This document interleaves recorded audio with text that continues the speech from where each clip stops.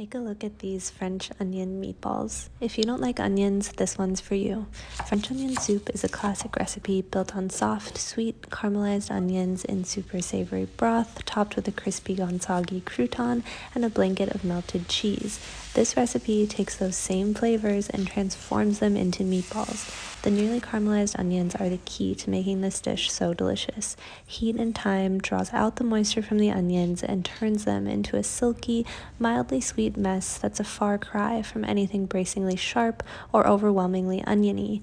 And that's just what makes this recipe perfect for the onion not so inclined. Think of these savory, brothy meatballs cloaked in a thick, luscious, and yes, onion-based sauce with a crown of melted cheese and crisp toasted baguette for dipping as your gateway to onion enlightenment, a reason to try something new. And if onions are already your thing, then you know this recipe is one worth digging into.